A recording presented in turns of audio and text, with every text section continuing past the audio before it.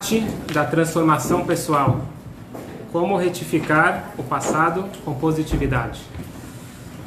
Eu acho que quando a gente fala em autotransformação ou transformação, nós estamos falando de amadurecimento. Então vamos tentar analisar como uma criança se comporta e como nós adultos podemos ou devemos nos comportar. Então, uma cena típica, você vê dois irmãos, geralmente o mais velho, batendo no menor ou na menor. Então, o menino bateu na menininha, na irmãzinha, e a mãe segura a mão e fala, pede desculpa. Você fala, desculpa, e vira a cara e vai embora. Cena típica.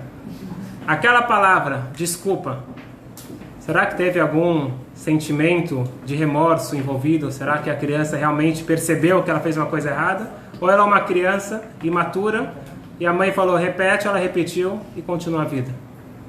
Provavelmente ela não sabe o que ela fez de errado, ela não repensou e daqui 2 minutos vai fazer a mesma coisa porque nada mudou falando a palavra desculpa.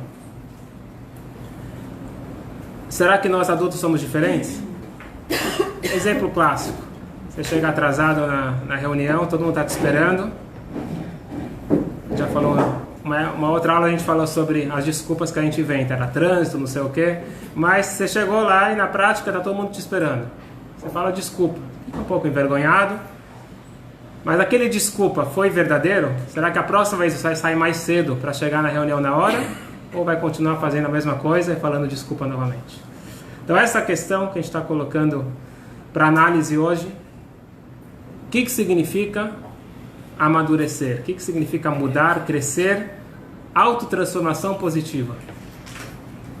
Muito se fala de crescer profissionalmente, mas ultimamente Baruch Hashem está falando também de crescer no lado emocional, comportamental, e a Torá, a Kabbalah já fala isso há muitos séculos, da importância e até mais importância para a parte de ser um mensch, ser gente, ser decente em primeiro lugar e depois quanto sucesso você tem na área acadêmica, profissional, etc.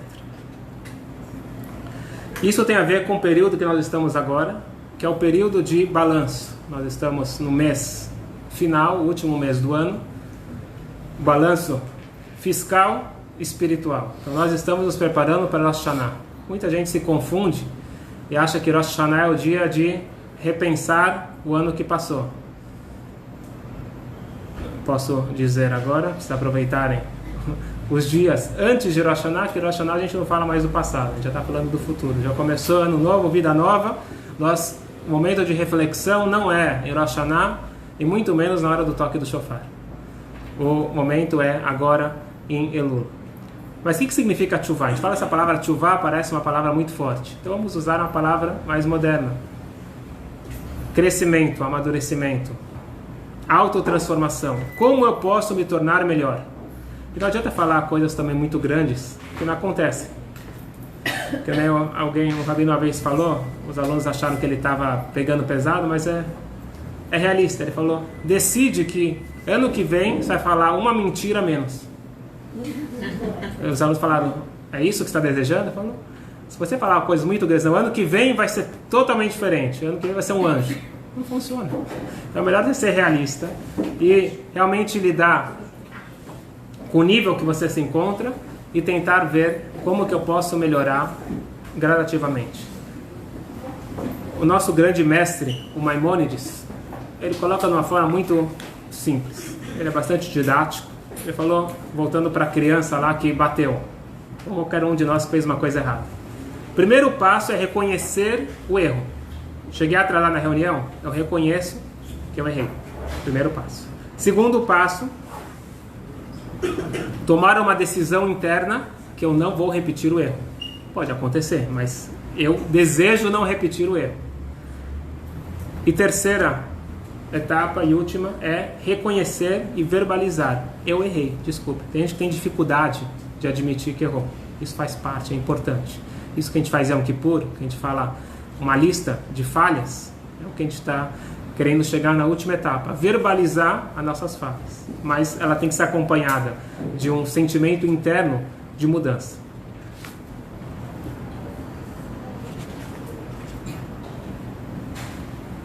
E quando nós falamos em amadurecimento, em mudança, nós estamos falando de uma palavra que as pessoas não gostam. Se chama responsabilidade. Ser responsável, inclusive, por palavras e atos dos outros e por situações causadas não por minha escolha. Ser responsável, de acordo com o famoso Dr. Viktor Frankl, nós já falamos aqui várias vezes sobre ele, o pai da logoterapia, aluno de Freud, ele fala muito dessa palavra. Ele fala assumir responsabilidade. O que significa assumir responsabilidade? Falar eu sinto muito, falar eu tô junto com você, ou chorar, ou suspirar, e todas as coisas que nós conhecemos, isso não significa assumir responsabilidade. Então, mesmo voltando para a criança, o irmão bateu na irmãzinha, e aí a mãe fala, olha o que você fez, uma criança pequena se machucou. Aí ele vai chorar, vai se sentir culpado, e qualquer outra coisa que seja, não resolveu nada, porque ele não assumiu responsabilidade. E nós também, se nós apenas falamos estamos decepcionados, ou qualquer outra palavra, qualquer sentimento que não seja assumir responsabilidade, eu vou mudar, eu não comecei o processo de amadurecimento. E ele fala que o primeiro passo é assumir responsabilidade, o segundo passo é encarar os fatos da vida com escolha e não com preferência. Qual a diferença entre escolha e preferência? Então, se você pergunta, você quer Coca ou Guaraná? Ele não escolhe um dos dois. Ele gosta de um dos dois e ele pediu o que ele gosta. Isso é chamado de escolha. Sabe o que quer dizer escolha? Escolha é quando eu estou chegando em casa, cansado do trabalho, e eu já estou sonhando que eu vou deitar no sofá e poder descansar. Você chega em casa e você se depara com uma situação, cada um na sua situação, ou que tem que cuidar dos filhos, ou que tem que arrumar a casa, ou qualquer outra coisa, a esposa te pede ajuda, o marido pede ajuda, e aparece uma situação diferente, que você não estava esperando. Esse é o momento de fazer a escolha. Ou ficar nervoso, ou ficar chateado, irritado, ou assumir a responsabilidade.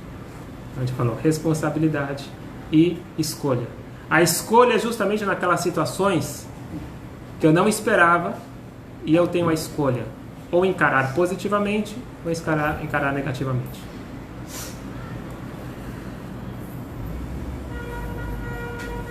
Isso, lá o Viktor Frankl explica no processo de mente gerando emoções positivas. Então, se eu decido na minha cabeça escolher o que é certo, normalmente a gente sabe o que é certo. Eu estou transmitindo um bem-estar e uma energia positiva para o meu corpo. Se eu ficar frustrado ou qualquer outro sentimento negativo, eu não vou assumir responsabilidade, não vou ser um adulto, não vou ser maduro, e eu vou estar trazendo energia negativa para mim mesmo. E aí a gente chega na terceira etapa, que o Frankl fala. Então, responsabilidade, escolhas, e aí chega para a terceira etapa, que é liberdade. Quem é uma pessoa livre?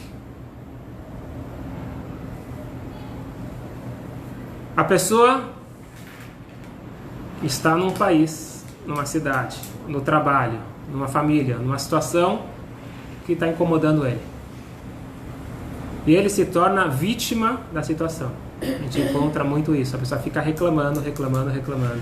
E ele tem todos os motivos para reclamar e apontar todos os pontos negativos. Só que ele se tornou vítima, ele se tornou um prisioneiro naquela situação, ou uma pessoa que quer acabar com a minha alegria e fica falando coisas. Se eu levo a sério o que ele está falando e eu entro na onda dele, eu estou prisioneiro daquela pessoa. Então eu tenho que escolher, tenho que ser responsável para escolher ser livre. Eu escolho ser livre. Então eu posso estar, na verdade, essa é toda a tese do Viktor Frankl. Ele é sobrevivente do Holocausto e ele criou a teoria dele dentro do campo. Ele viu prisioneiros morrendo não, fora os que foram fuzilados, morrendo por falta de vontade de viver, e outros que continuaram vivendo. E ele diz que tudo vai nessa questão de querer viver, se sentir importante. Então ele conta que um quis viver porque ia escrever um livro, e assim ele incentivava as pessoas a terem um motivo para viver. Então você pode estar no campo de concentração Deus nos livre e ser uma pessoa livre. Você pode estar num spa e sentir uma pessoa presa. Então não é o lugar que você está, é a tua cabeça. Então nós estamos falando agora sobre amadurecer. Então uma criança tem dificuldade de ter essa responsabilidade, essas escolhas, essa liberdade. Quando a gente fala em tchuvá, nós estamos falando em autocrescimento, nós estamos falando em amadurecimento. E sempre com positividade. Sempre encarando de uma forma positiva a vida, as situações e tudo.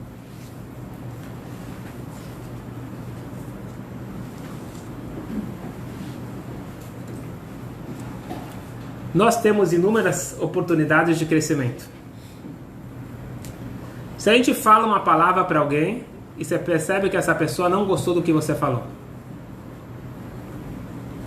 normalmente, a não ser pessoas cruéis, mas pessoas normais, elas se sentem mal quando você não tem aquele feedback positivo. Você falou algo e viu que a pessoa não gostou, então você tenta se desculpar, tenta inventar uma desculpa ou qualquer coisa porque você falou, porque você fez aquilo.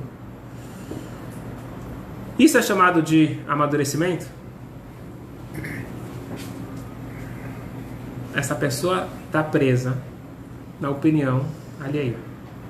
Ele vai pensar mal de mim. As pessoas com baixa autoestima ficam preocupadas do que o outro pensa de mim. Isso não é crescimento, isso é administração de relacionamentos. Eu quero ser querido, quero estar bem com todo mundo. Óbvio que isso daqui é melhor do que nada, mas isso daqui ainda eu estou preso na situação. Crescimento significa, eu falei algo de errado, reconheço que eu falei errado, quero mudar e peço desculpas de coração. Então essas 3 etapas que o Maimonides ele fala sobre tchuvá, isso daqui é para tudo na vida. Então existe no relacionamento humano, existe no relacionamento divino. Então a palavra tchuvá vai ganhando uma conotação mais relevante para a nossa vida.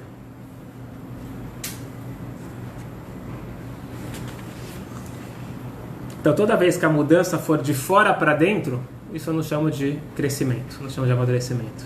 Pode ser que o estímulo veio de fora, eu entendi que eu tenho que mudar, mas a mudança tem que partir de dentro para fora e não de fora para dentro. Então eu não tenho que agradar a sociedade. Eu tenho que acreditar que eu tenho capacidade de ser mente. Eu tenho capacidade de ser uma pessoa digna, de falar palavras bonitas para agradar todo mundo. Não porque as pessoas precisam gostar de mim, porque isso é o certo. Eu ser uma pessoa agradável, eu ser uma pessoa boa. Então eu preciso tomar essa responsabilidade, escolher as palavras e os atos que eu vou fazer, e com isso eu vou ser uma pessoa livre, e liberdade é sinônimo de felicidade. E aqui entra uma questão que, de certa forma, a sociedade moderna, talvez com boas intenções, mas acabou estragando as próximas gerações. O judaísmo fala sobre amor e reverência, amor e respeito. No mundo se fala muito a palavra amor, não sei se tem amor, mas se fala muito da palavra amor.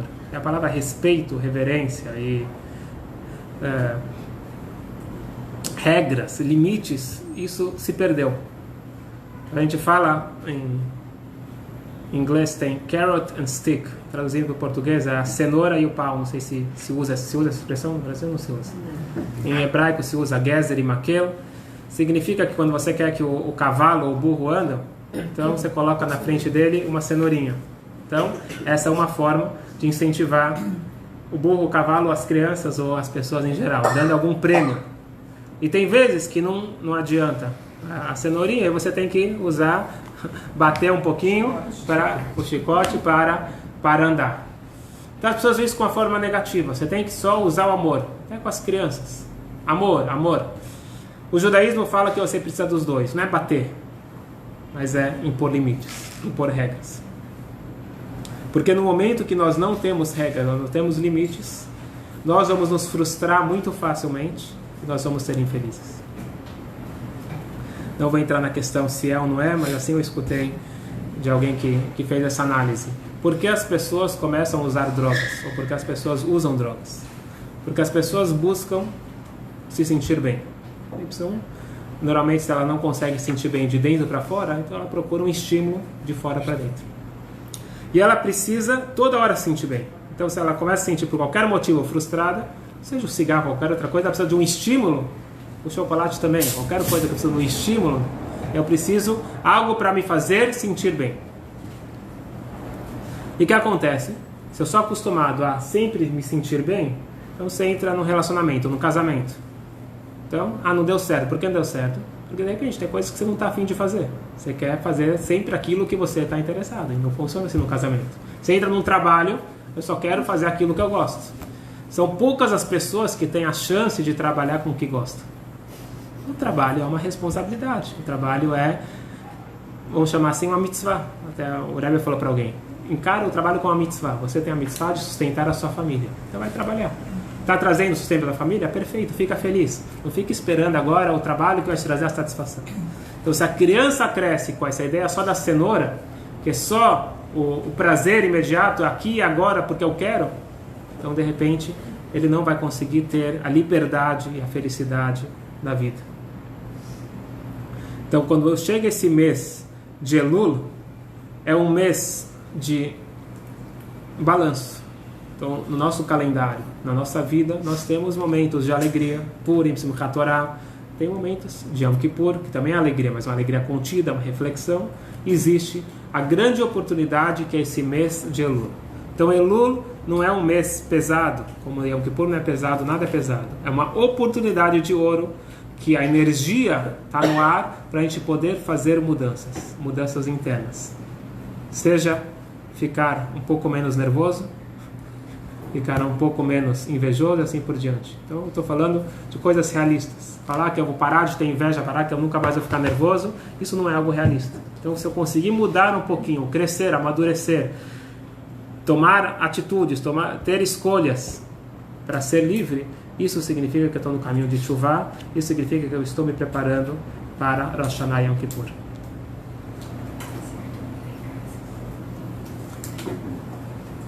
Você imagina que você fala para um prisioneiro: então aqui você tem esse bilhete, apresenta lá na porta do presídio que você está livre. E por incrível que pareça, muita gente não usa esse passe para ele poder sair livre. Se ele já estava preso há alguns anos, ele não acredita que ele vai sair. Esta é a nossa vida. O que nós estamos falando agora não é novidade minha. A Torá fala que nós temos um passo para a liberdade. Todos nós queremos ser menos ansiosos, preocupados, tristes e assim por diante. Isso tudo são prisões, que piores do que prisões físicas. As prisões emocionais são muito fortes. E eu tenho a chance de ser livre. Como eu tenho a chance de ser livre? Eu falei essas 3 etapas. Fazer teshuvah significa assumir responsabilidade, fazer as escolhas e não ser levado pelos prazeres imediatos. E aí você é livre. Então não é fácil, mas está na mão de cada um de nós. E essas são as escolhas que nós podemos e devemos fazer, principalmente nesse mês que antecede a Rosh Hashanah. Interessante que o Arizal, o grande cabalista, ele chama esse mês de Arei Miklat, cidade de refúgio. Quem conhece na Torá, hoje em dia não existe mais esse conceito físico, mas na época do templo, na época de Eretz Israel, existiam cidades de refúgio. Era onde moravam os Levim, que eram os trabalhadores do templo, mas também era um lugar onde que alguém podia se refugiar. Se alguém matasse, um assassinato, o que acontecesse, e não foi intencional, essa pessoa pode ser morta pelos parentes da vítima. Acontece, ficam com raiva e acham que ele fez de propósito, mas ele matou sem querer. Então ele fugia para uma cidade de refúgio. Seria que nem hoje entrar no consulado, que você está imune, você não está naquele país. Então quando você entra na cidade de refúgio, você está protegido lá. O assassino, os parentes da vítima não podem tocar em você. Então existiam estradas bem sinalizadas para ir para a cidade de refúgio. Não é o tema agora, mas o grande cabalista, o Arizal, ele fala que espiritualmente existem cidades de refúgio. São momentos onde eu posso me refugiar de pessoas, de seres que querem me matar. Quem é esse ser? É o Satã. Matar não é fisicamente, matar é espiritualmente. Ele quer tirar meu sossego, ele quer me colocar no caminho errado. Eu preciso de um refúgio, eu preciso me blindar, preciso me proteger. Então o Arizal, ele fala que se você pegar um versículo que está referindo a essa cidade de refúgio, ele fala o seguinte: Inale Adov Samtilach, Inale Adov Samtilach. Se você pegar a primeira letra de cada uma das 4 palavras, forma Elul. Então o mês de Elul é o nosso momento de refúgio, mas não é automático, nós temos que criar o refúgio. Então dedicar alguns minutos, 1 hora a mais para estudo de Torá, para tchuvá, fazer mais tzedakah, fazer mais mitzvot. Então pegar a energia do ar, mas fazer o nosso empenho. A energia de Elul, para quem não sabe, é a mesma energia de Yom Kippur. A mesma força de Yom Kippur tem durante todo o mês de Elul. Só qual a diferença? Em Yom Kippur está revelado, então todo mundo sente. Em Elul eu tenho que me esforçar um pouquinho, fazer um pouco, sair um pouco da minha zona de conforto para poder sentir essa energia. Pela Kabbalah são os 13 atributos de compaixão. Yud Gimel Midot Rachamim. Aquelas palavras que a gente fala várias vezes de Yom Kippur, Hashem, Hashem, Ker, Rachum, Vechanun, são os 13 atributos de compaixão que é acima da bondade e vida.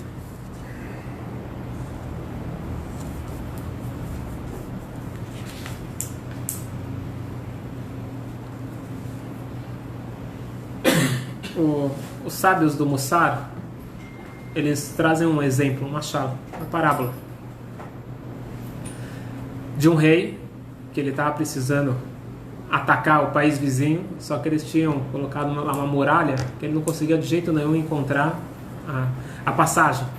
Ele começou a ficar desesperado e aí no desespero ele anunciou: quem conseguir descobrir como entrar na cidade vai poder entrar no meu tesouro real por 1 hora e escolher o que quiser e pegar. Um general já mais antigo e sábio conseguiu encontrar e levou todo o exército e eles venceram a guerra. E chegou a hora dele pagar a dívida. Aí ele ficou desesperado. Imagina só, lá eu tenho as coisas mais valiosas. Como que eu vou deixar ele entrar lá e pegar o que ele quiser? Eu tenho que bolar um plano. Ele foi inteligente. Ele fez uma pesquisa, ele traçou o perfil do general para ver quais eram os pontos fracos dele, o que ele gostava muito. Então era comida e música. Então ele preparou na primeira antessala, preparou lá vários buffets maravilhosos, e assim que o general entrou, já começou a contar 1 hora, o general falou: tem tempo para eu entrar no Tesouro Real. Então ele foi lá, pegou, começou a comer, e aí falou: não, eu tenho que correr. Aí ele passa para a próxima sala, e lá tem uma orquestra maravilhosa, ele senta lá, não só um pouquinho da música, e ele se perde no tempo. Quem realmente aprecia a música se perde no tempo. E aí ele passou o horário e ele perdeu. Dizem os nossos sábios que isso acontece na nossa vida. Pode até ser que nós sabemos que nós temos a chance de pegar vários tesouros para a nossa vida. Só que o Satã, ele é esperto, ele começa a colocar vários prazeres imediatos no nosso caminho e a gente acaba se distraindo e perde o foco. Na verdade, tchuvá é foco e a gente falha por falta de foco. Então a ideia nesse mês é parar e focar. Às vezes um pouco de reflexão, meditação, tefilá, orações, isso ajuda a gente a entrar no foco. E aqui a gente tem dois métodos. Os dois são interessantes. Um método a gente abordou semana passada, que é focar no passado. Então, realmente se sentir mal por ter feito coisas erradas. Então eu estou focando muito no passado. Foi a história que a gente contou, do Rablezar, Dodá e assim por diante.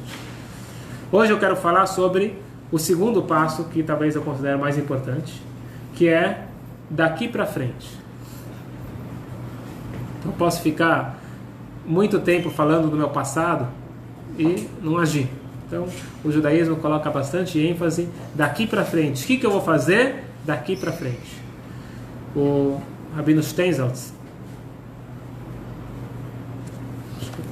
Está aqui a foto dele. Um grande gênio. Infelizmente agora ele está doente em Israel. Era um grande acadêmico, depois se tornou um grande rabino. E ele fala sobre esse conceito. Ele fala sobre esse conceito de não perder o tempo precioso que nós temos com o passado. Nós devemos utilizar cada momento daqui para frente. Teve uma pessoa que estudou comigo na Yeshiva, o sobrenome dele era Dunin. Ele contou do pai dele, acho que eu já contei aqui há muitos anos. O pai dele, ele morava em Haifa, Reuven Dunin. E ele não era muito religioso. Resumindo a história, ele acabou indo para a Yeshiva e ele foi estudar lá na Yeshiva Central, no 770, né, perto do Rebbe. E ele, assim que chegou, ele gostou muito do ambiente, quis ficar por lá. E aí ele tinha uma proximidade com o Rebbe, era nos primeiros anos da liderança do Rebbe, e falou: Rebbe, eu fiz muita coisa errada na minha vida, na minha juventude principalmente. Eu quero um tikkun, eu quero uma receita para poder retificar minhas falhas do passado. O Rebbe falou: estudar com afinco, fazer mitzvot com alegria. O Rebbe: não, estou falando do passado. Sim, e eu estou falando do futuro. O passado a gente vai conversar outro dia. Ele tentou mais algumas vezes e o Rebbe sempre empurrando ele. Depois de muitos anos, o Rebbe falou: agora a gente pode falar um pouquinho sobre o teu passado. Agora a gente pode lidar com as falhas. Por quê? Para eu poder lidar de uma forma madura e objetiva com as falhas, eu preciso já estar no estágio avançado. Porque senão eu entro na lama de volta. Eu acabo ficando deprimido, qualquer coisa não positiva, e eu não consigo sair. Então isso é uma coisa brilhante que o Rebbe ensinou para ele, e a Hassidut foca muito nisso. Então, você fez algo de errado? Tudo bem. Faça certo agora. Então, eu falava as palavras erradas. Fala agora as palavras certas. Como eu conserto o passado? Deixa para um outro momento. Quando você estiver pronto, maduro o suficiente, você lida com o passado. E por isso que Yom Kippur, a gente todo ano, a gente fala de falhas do passado.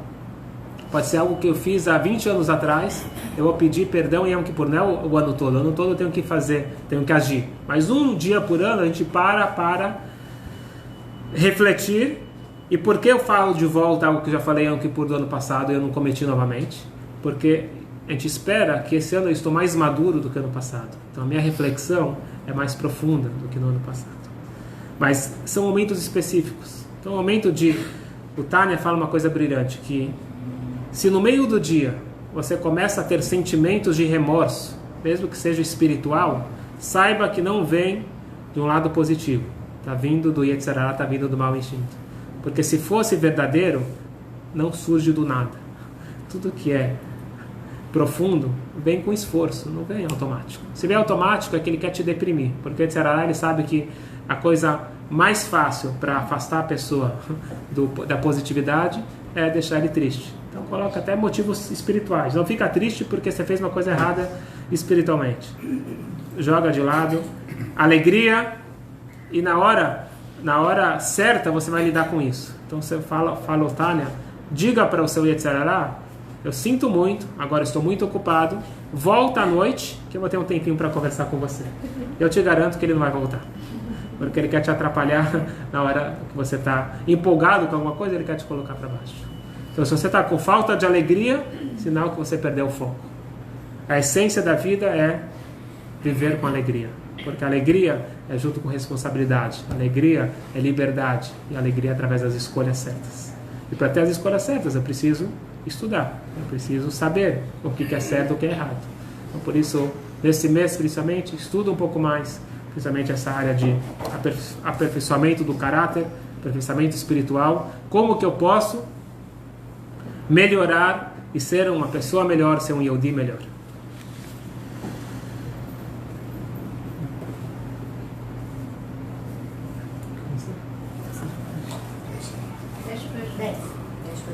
Obrigado. Então, para finalizar com uma história... Finaliza não, Gostei, Ricardo. Tem toda quarta-feira.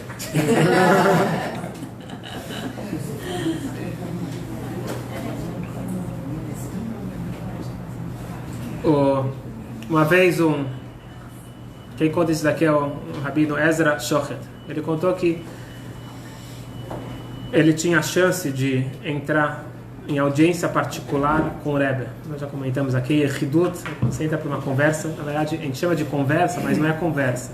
O protocolo certo para você falar com o Rebbe, com todos os Rebbeim, não é você chegar e começar a falar. Primeiro que você pode se perder na emoção e também o tempo é precioso, não é respeito. Então o certo você escreve num bilhete o que você quer perguntar, o que você quer pedir, o que você quer falar, você entra, entrega o bilhete para o Rebbe e o Rebbe fala com você. Se o Rebbe te perguntar alguma coisa, você responde. Senão, você só escuta. Esse é o protocolo que sempre foi usado em todos os Rebbeim. Então, essa história deve ter acontecido há uns 40 anos atrás. Ele entrou, entregou uma nota para o Rebbe. O Rebbe leu, respondeu todas as perguntas. O Rebbe tinha uma leitura dinâmica e respondeu item por item. E depois ele vira e perguntou: você quer perguntar mais alguma coisa? E ele ficou perdido, deu um branco, falou: já perguntei tudo no bilhete. Ele não sabia mais o que perguntar. E o Rebbe olha nos olhos e pergunta novamente: você não quer perguntar mais alguma coisa? E ele fica meio perdido. E o Rebbe, quando o Rebbe pergunta a terceira vez, aí ele começa a chorar. E ele fala: Rebbe, por favor, me ajuda, eu quero fazer tchuvá. Estou só explicando, tchuvá em todos os níveis. Todos nós precisamos fazer tchuvá, todos nós precisamos amadurecer. Mesmo o maior tzadik também pode crescer. O céu é o limite. Então ele chorou.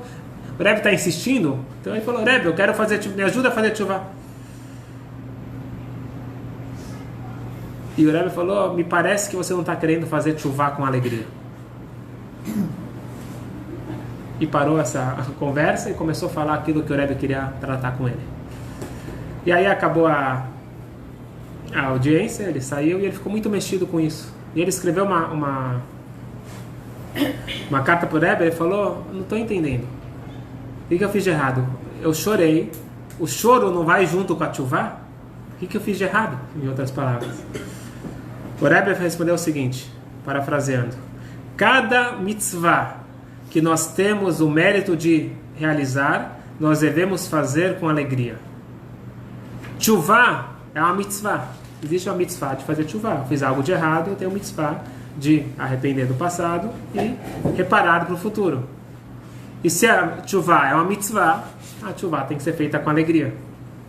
E não só isso, tchuvá não é uma mitzvah qualquer, é uma das maiores mitzvot. Então, portanto, a alegria tem que ser redobrada. E porque quanto maior a mitzvah, maior a alegria. O que o Rebbe estava querendo falar para ele? O seguinte: entenda o que significa tchuvá. Nós pegamos como vários conceitos do judaísmo, nós não entendemos da forma correta.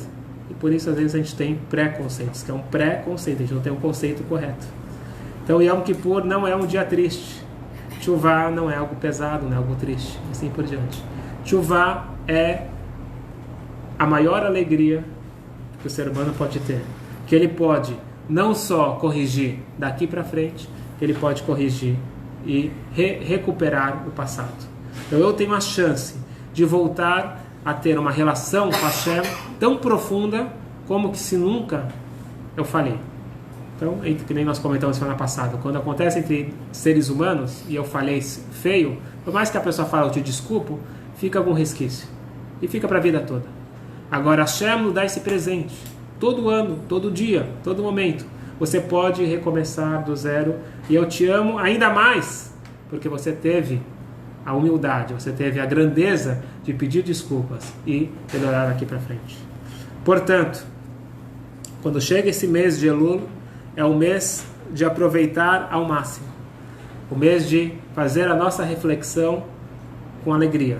Quando a gente fala alegria, não vamos confundir com falta de responsabilidade. Alegria é uma consequência da responsabilidade, das escolhas, e liberdade é sinônimo de alegria.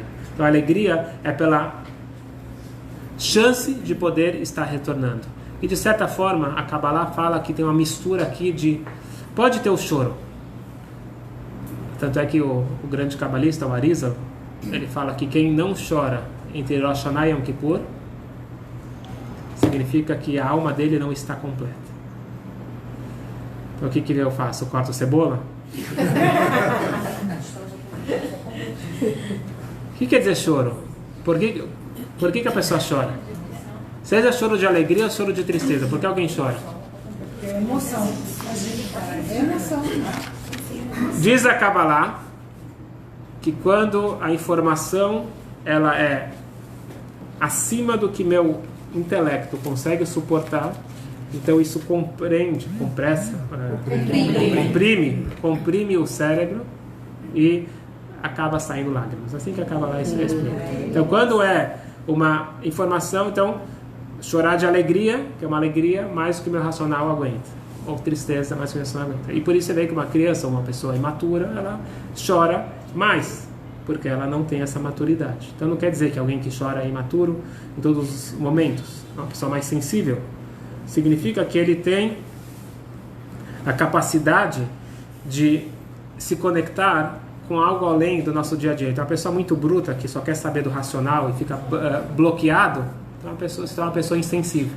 Diz o Arizal, chega Rosh Hashanah Yom Kippur, você pensa que o Rei dos Reis está te dando uma chance de estar a sós com ele. No dia de Rosh Hashanah, no dia de Yom Kippur, a série Tevet Shuvah, depois nas próximas aulas ele vai explicar a singularidade de cada uma dessas datas. Então, se eu entendo a oportunidade que eu tenho e eu não choro, quer dizer, aquilo não me afeta profundamente, significa que eu não estou levando a sério aqueles dias. Então,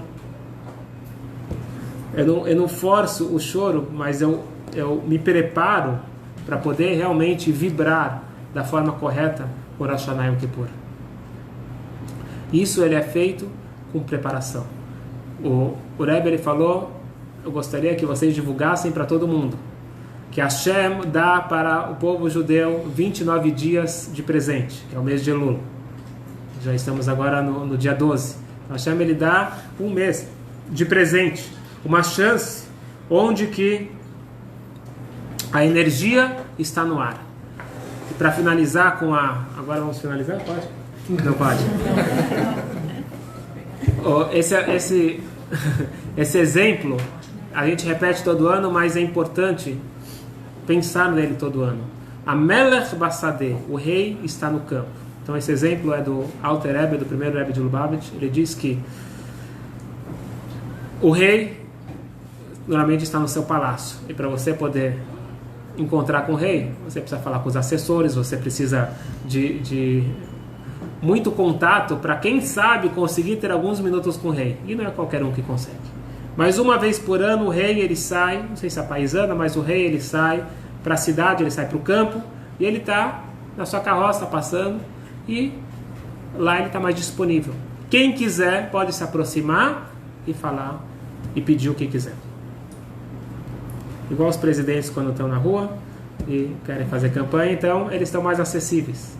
Então quando você se aproxima dele no campo, depois quando ele volta para o palácio, que você fez um bom relacionamento com ele, ele te leva junto para o palácio. Dizem nossos sábios que o mês de Elul é quando o rei está no campo. O que significa que o rei está no campo? A Hashem está mais acessível. Então aquilo que eu quero conseguir em Rosh Hashanah Yom Kippur é tarde demais. Quem vem na sinagoga Rosh Hashanah Yom Kippur, a gente não fala isso para nos desincentivar. Mas quem está agora antes de Rosh Hashanah deve saber que Rosh Hashanah não é o momento de acertar as contas. Rosh Hashanah eu já comecei o ano seguinte, e da forma que eu me comporto Rosh Hashanah vai determinar como vai ser o meu próximo ano. Então, Rosh Hashanah é muito importante para frente. Para eu poder entrar direito em Rosh Hashanah, então eu tenho que fazer o balanço nesse mês. Tenho que me aproximar do rei nesse mês. Para quando chegar Rosh Hashanah, que é o palácio, o rei volta para o palácio, as portas se fecham, eu estou dentro do palácio e não fora. Bater na porta, depois que fecharam as portas do palácio, fica difícil. Então eu tenho que ter muito muita espiritualidade, muito mérito. Isso explica também porque eu me inspiro muito em Rosh Hashanah Yom Kippur e depois acaba Yom Kippur e tudo volta ao normal. Porque é uma inspiração momentânea que vem da energia que está no ar, mas eu não estou dentro, eu não estou junto naquela vibração. Para eu estar junto eu preciso me preparar e novamente não é uma coisa do fim do mundo, é um pequeno esforço, sair um pouco da minha zona de conforto, dedicar um pouco mais para o meu crescimento espiritual, para o meu crescimento pessoal durante esses 29 dias. Só que tem um detalhe, e esse é um detalhe importante. Está escrito que o rei sai para o campo. A Kabbalah fala que tem 3 localidades. Tem o palácio, que é a cidade, tem o campo e tem o deserto. Espiritualmente, existe Deus estar na cidade, que é lugar habitável, lugar onde as coisas funcionam. Então, é onde está tendo uma conduta correta. Deserto é o oposto. Deserto é um lugar inabitável. Está escrito Asher lo yashav Adam sham. É um lugar onde o Adam não habita. Adam é um apelido para Deus. É um lugar onde meu comportamento não está adequado. Minhas falas, meus pensamentos, minhas ações não são como deveriam ser. Então Deus ele não vai até o deserto. O rei não sai do palácio e vai para o deserto. O rei vai para o campo. O que simboliza o campo? Trabalho, esforço. Então em Elul, o rei sai para o campo, mas eu preciso ir para o campo. Eu preciso sair da minha zona de conforto, sair do deserto, ir para o campo e arregaçar as mangas, fazer um pouco de esforço, um pouquinho, me elevar espiritualmente, dar um passo a mais, e com isso, se Deus quiser, nós vamos acompanhando a comitiva real, e estarmos juntos no dia de Rosh Hashanah Yom Kippur, e assim para sempre, com o rei, onde vai ser escrito e selado, se Deus quiser, um ano bom e doce para todos nós. Amém. Fala. O que significa a leitura no mês de Elul do Salmo do Teilim 27? Muito bom. Por que nós lemos no mês de Elul o Salmo 27? Então, isso, muito bom. Isso é uma das coisas que a gente acrescenta em Elul. Então, em Elul a gente acrescenta salmos, que a gente acrescenta Tefilá. Então, uma das coisas que a gente acrescenta nas orações é o Salmo 27, de manhã e de tarde. É dito que o Salmo 27 ele é forte, ele tem o poder de quebrar todo e qualquer mau decreto. Então, nós falamos esse Salmo não só em Elul, a gente vai falar esse Salmo até o final de Sukkot, até o Shana Rabbah.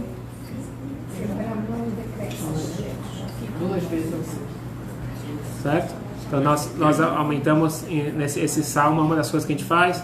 Os Ashkenazim ainda não começam o Slichot, os Faradim já começaram o Slichot, mas a gente faz o toque do shofar todo dia, já para entrar no clima de Rosh Hashanah. O que é um mau decreto? Mau decreto? O que é um decreto? Decreto significa que foi decretado que vai acontecer uma coisa ruim. Pode ser. Pode ser questão de saúde, família, dinheiro, etc. Porque se lê em 13 por dia também. Existe uma takaná, algo instituído pelo Baal Shem Tov, de ler 3 salmos por dia, desde o primeiro dia de Elul. A gente vai completar em Yom Kippur os salmos todos. Então o salmo ele tem um poder muito grande. A gente fala muitos salmos em Elul, e depois do Rosh Hashanah Yom Kippur também a gente fala bastante salmos. Os salmos em geral ele é muito forte, e nessas épocas mais ainda. Mais alguma dúvida? Rabino, Sim. eu gostaria muito de agradecer a presença dos nossos amigos que vieram prestar nossos sentimentos, que o meu marido foi uma época louvável, porque ele sofreu muito, mas ele mereceu ter uma